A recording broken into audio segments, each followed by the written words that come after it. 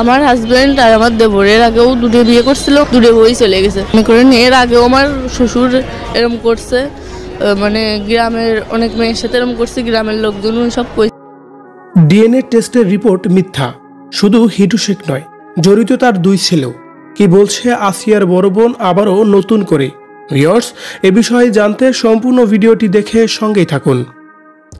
আসিয়ার ঘটনায় ডিএনএ টেস্টের উপরে নির্ভরশীল ছিল হিটু শেখের বিচার কার্য। কে বা কজন মিলে মাত্র 8 বছর বয়সী শিশুটির সঙ্গে এমন জঘন্য ঘটনাটি ঘটিয়েছে সেটা জানার অধীর আগ্রহী ছিল গোটা দেশবাসী। কিন্তু পরিশেষে ডিএনএ টেস্টের রিপোর্ট নিশ্চিত করলো শুধুমাত্র হিটু শেখই একমাত্র ব্যক্তি আসিয়ার ঘটনার সাথে জড়িত। বাকি অভিযুক্তদের কারো নামই ডিএনএ টেস্টে উঠে আসেনি।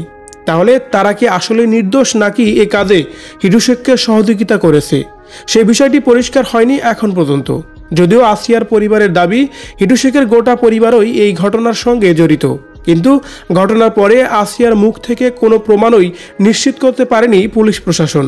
এদিকে হিটু শেখকে রিমান্ডে নিতে হিটু শেখ কিন্তু জানিয়েছিলেন ঘটনাটি রাতে ঘটিয়েছিল হিটু শেখ। আসিয়ার পরিবার যত কিছুই দাবি করছে তা সঠিক নয়। সকালে দিনের আলোতে ফাঁকা বাড়িতেই আসিয়ার উপরে ঝাঁপিয়ে পড়েছিল হিটু শেখ, কিন্তু তখন বাড়িতে কেউ ছিল না। তিনি শুধু চেষ্টা করেছেন তার শারীরিক চাহিদা মেটানোর জন্য। তার বাইরে আসিয়াকে কোনো প্রকার টর্চার করেনি সে। কিন্তু এই ঘটনায় তার গোটা পরিবারকে চক্রান্ত করে ফাঁসানো হচ্ছে বলেই দাবি করেছিল কিন্তু হিটু শেখ। অন্যদিকে ডিএনএ টেস্টের রিপোর্টে শুধুমাত্র হিটু শেখেরই শনাক্ত করলেও আসিয়ার ঘটনায় একমাত্র সাক্ষী বড় বোন হামিদা আবারও বলছে এই ঘটনায় হিটু শেখের পরিবারের সবাই জড়িত। শারীরিক নির্যাতন সবাই না করলেও হিটুকে সহযোগিতা করেছে সকলেই, যাতে করে ঘটনাটি খুব সহজেই ঘটিয়ে ফেলতে পারে হিটু শেখ।